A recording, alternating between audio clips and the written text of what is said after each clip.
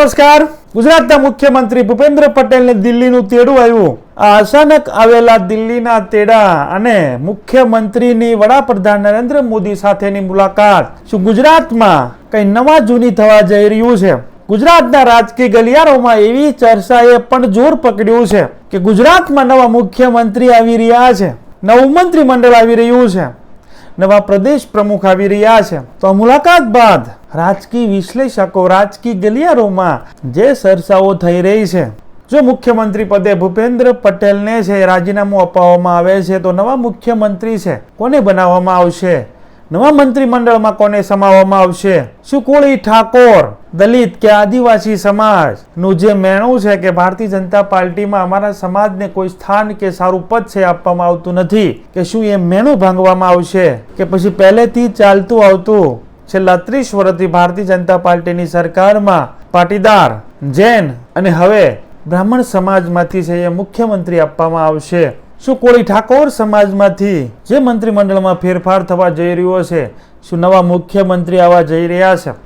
તો એમાં કોળી ઠાકોર સમાજના નેતાને સ્થાન આપવામાં નહીં આવે તો શું કોળી સમાજ છે અગાઉ એવી સિમકી છે એ આપી છે કે અમે નવી પાર્ટી છે એ બનાવીશું? શું કોળી ઠાકોર હવે લડી લેવાના મૂડમાં છે? ભારતીય જનતા પાર્ટી પાટીદાર સમાજના વોટ બેંકને સાચવશે કે ઓબીસી, દલિત કે આદિવાસી સમાજના વોટ બેંકને સાચવવા માટે છે તે સમાજ પર વધારે જોર આપશે? કોંગ્રેસ પાર્ટીએ ઓબીસી વોટ બેંકને કવર કરવા માટે અને એના સાથે જોડાયેલા ઓબીસી મતોને જાળવી રાખવા માટે અમિત ચાવડા અને વિરોધ પક્ષના નેતા તરીકે ચૌધરીને સ્થાન આપ્યું છે। તો ગુજરાતમાં ક્યાં નવા મુખ્યમંત્રી આવશે, ક્યાં નવા મંત્રીઓ આવશે અને ભારતીય જનતા પાર્ટીના નવા પ્રદેશ પ્રમુખ છે એ કોણ આવશે? શું સોગઠાબાજી છે એ ચાલી રહી છે?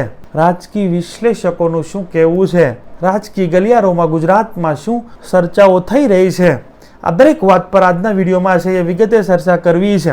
અમારી ચેનલમાં ભારતમાં અને ગુજરાતમાં જે બી ઘટનાઓ ઘટતી હોય છે તેને સરળ ભાષામાં સમજાવતા હોય છે। આવા ને આવા વિડીયો જોવા માટે અમારી ચેનલને તમે સબસ્ક્રાઇબ કરી શકો છો। તમારું એક સબસ્ક્રાઇબ કરવું, તમારી એક લાઇક કરવી, તમારી એક સરસ મજાની કમેન્ટ કરવી, જેનાથી અમને આવા ને આવા વિડીયો બનાવવા માટે પ્રોત્સાહન મળતું હોય છે।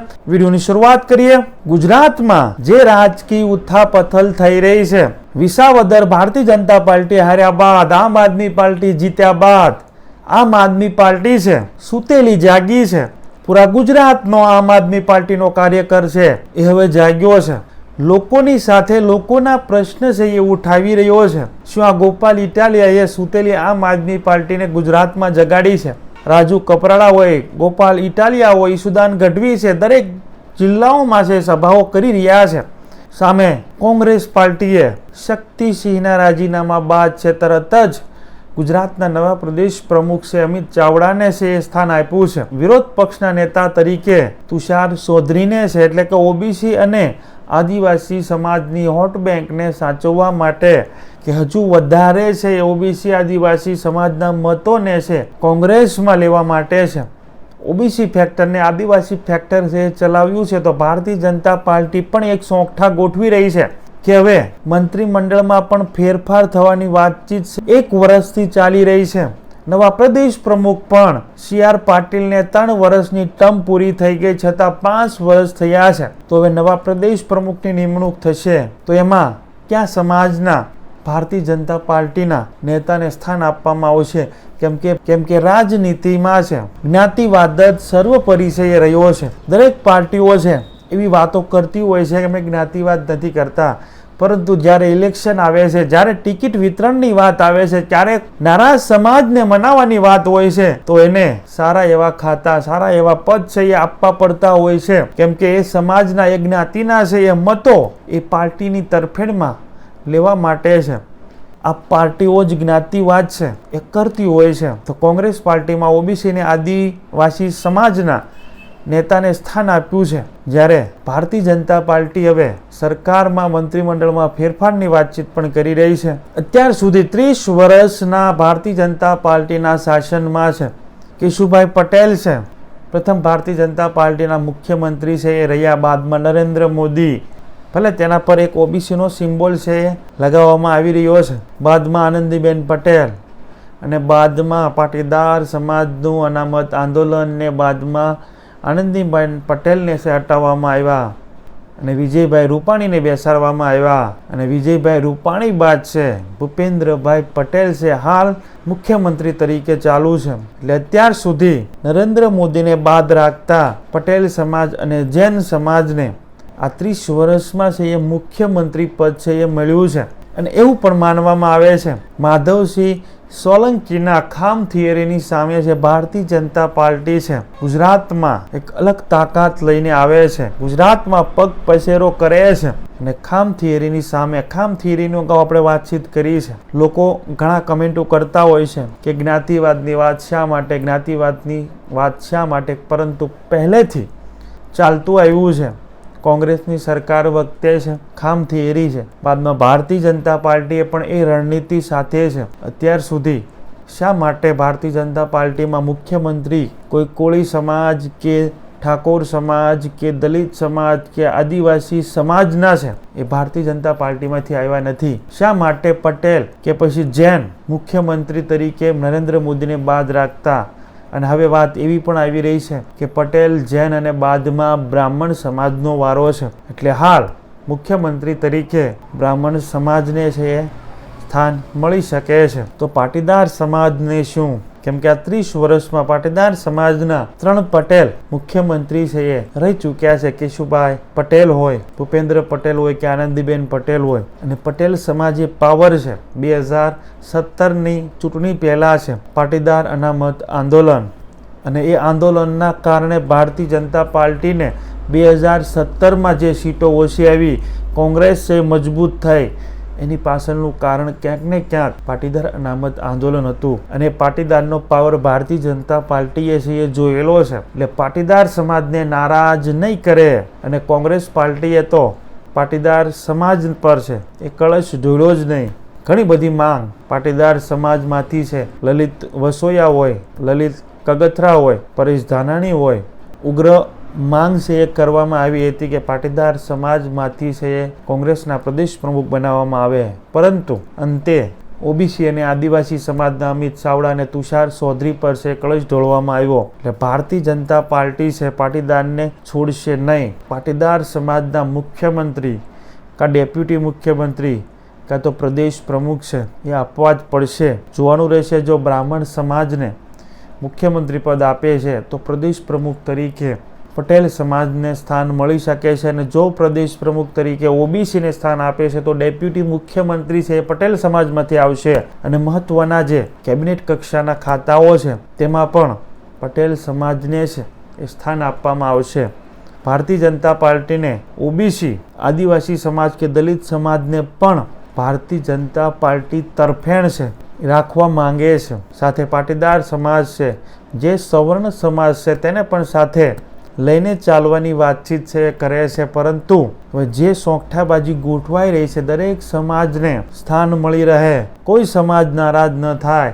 કુંવરજીભાઈ બાવળિયા, હર્ષ સંઘવી છે, ઋષિકેશભાઈ પટેલ છે, એ દરેકની મુલાકાત છે અમિત શાહ સાથે થઈ હતી. પરંતુ એ મુલાકાત બાદ છે કોઈ વાત બહાર છે ભારતીય જનતા પાર્ટીમાં આવતી નથી. શું કુંવરજીભાઈ બાવળિયાને એવું કહેવા માટે પણ બોલાવવામાં આવ્યા હોય કે તમે શાંત રહેજો, 2027માં છે તમને સારું પદ છે આપવામાં આવશે? એટલે કે ઘણા બધા એવા નેતાઓ હોય છે જે ભારતીય જનતા પાર્ટી સામે બળવો પણ કરી શકે છે. હાલ આંતરિક જૂથવાદ છે એ શરણ સીમાએ પહોંચ્યો છે.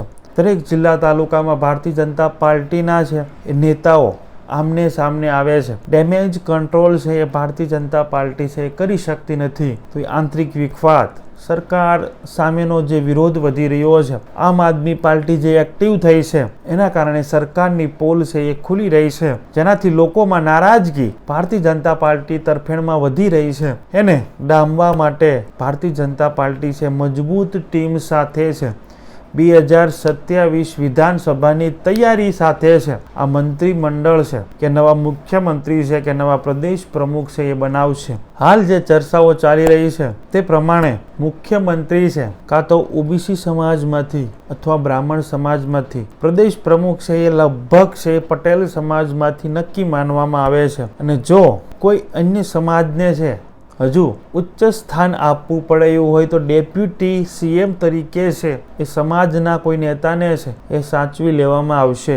અને બાદમાં જે કેબિનેટ કક્ષાના જે ખાતાઓ છે તેની ફાળવણી પણ ભારતીય જનતા પાર્ટીની વોટ બેંક કઈ રીતે વધે, કઈ રીતે દરેક સમાજને સાથે લઈ શકીએ, 2027માં કોઈ સમાજ નારાજ ન થાય, ભારતીય જનતા પાર્ટીના વિરુદ્ધમાં મતદાન ન થાય, એ દરેક વસ્તુને ધ્યાનમાં રાખી અને આ રીતે નવા પ્રદેશ પ્રમુખ અથવા જો મુખ્યમંત્રી નવા આવે છે, આ મુખ્યમંત્રી સામે એવો કોઈ વિરોધ ગુજરાતમાં નથી, પરંતુ ભારતીય જનતા પાર્ટીની રણનીતિ રહી છે કે 5 વર્ષના કાર્યકાળમાં છે, જ્યારે છે ઇલેક્શન નજીક હોય છે તે 1, 1.5 કે 2 વર્ષ પહેલા છે એ મુખ્યમંત્રી છે એ બદલી નાખતા હોય છે, કેમ કે જે વિરોધ ગુજરાતમાં સરકાર સામે વધતો જતો હોય છે એ મુખ્યમંત્રી બદલવાથી લોકોને છે જે સરકાર સામેનો વિરોધ છે એને ડામવા માટે છે.